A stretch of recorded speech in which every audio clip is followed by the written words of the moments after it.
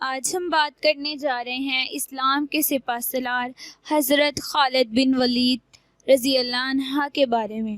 حضرت خالد بن ولید چونکہ بنیادی طور پر ایک جرنیل تھے، جنگی حکمت عملی ان کی رگ رگ میں سمائی ہوئی تھی۔ ان کی اس جوابی کارروائی کے نتیجے میں مسلمانوں کو شدید نقصان پہنچا۔ حضور اکرم صلی اللہ علیہ وآلہ وسلم کے دندان مبارک بھی شہید ہوئے۔ مسلمانوں کو احد کی پہاڑی کی طرف واپس جانا پڑا اور اسی افراتفری میں حضرت حمزہ رضی اللہ عنہ بھی شہید ہو گئے۔ حضرت حمزہ رضی اللہ عنہ رسول اکرم صلی اللہ علیہ وآلہ وسلم اور خالد بن ولید کے دستے کے درمیان ایک چٹان کی مانند کھڑے ہو گئے۔ یوں انہوں نے مسلمانوں اور حضور اکرم صلی اللہ علیہ وآلہ وسلم کو موقع دیا کہ وہ محفوظ مقام یعنی احد کی پہاڑی پر چڑھ سکیں۔ حضرت سیدنا حمزہ رضی اللہ عنہ حضور اکرم صلی اللہ علیہ وآلہ وسلم کو بچاتے ہوئے خود شہادت کے مرتبے پر فائز ہو گئے۔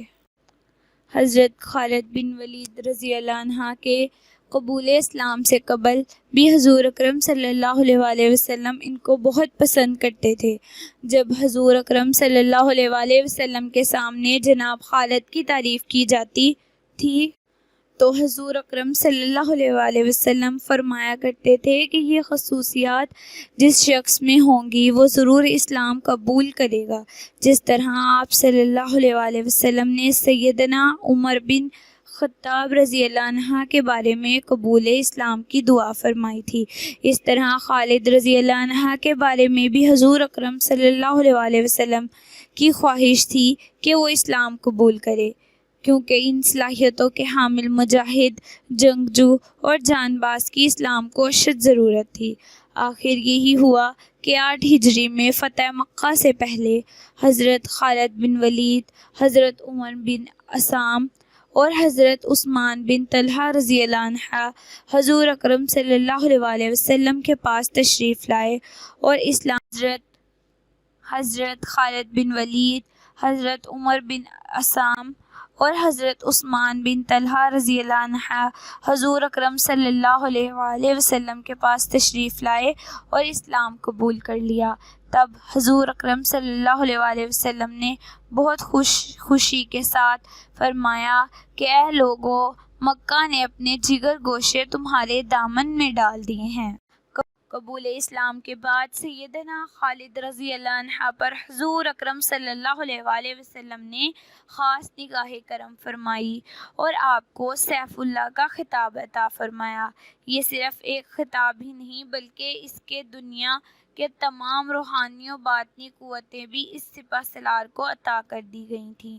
خالد بن ولید نے حضور اکرم صلی اللہ علیہ وآلہ وسلم سے فرمایا کہ زمانہ جاہلیت میں مجھ سے جو غلطیاں اور کوتاہیاں ہوئی ہیں میں ان کی مغفرت طلب کرتا ہوں۔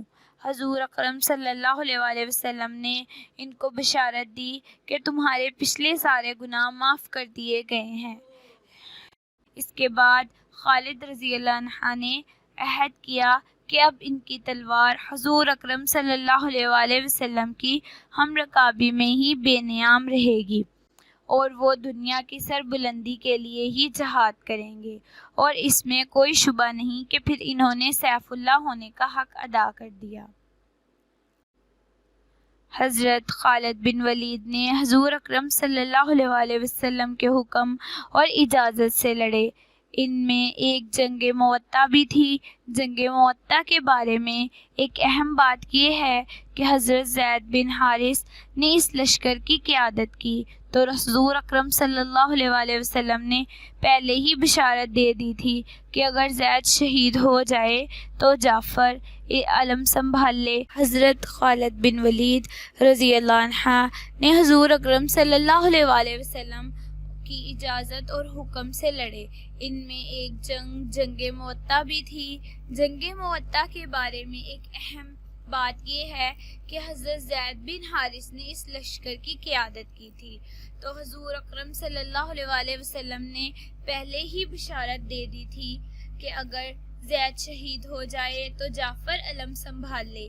اور اگر جعفر بھی شہید ہو جائے تو پھر عبداللہ بن رواحہ ان کی جگہ پرچم اٹھا لے، اور اگر وہ بھی شہید ہو جائے تو پھر مسلمان جس کو چاہے اپنا امیر منتخب کر لے۔ اور پھر میدان جنگ میں اسی طرح ہوا۔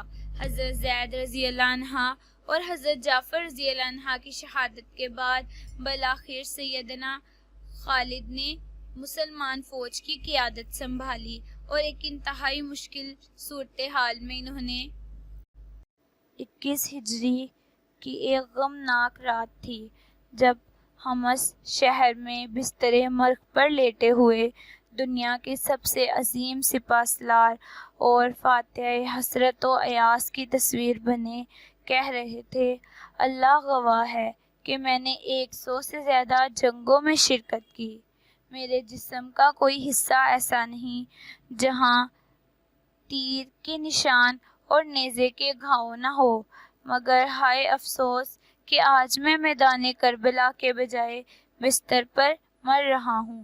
حضرت خالد بن ولید کا انتقال ہوا تو ان کے ورثے میں ایک گھوڑے اور سامان حرب کے سوا کچھ نہ پایا تھا۔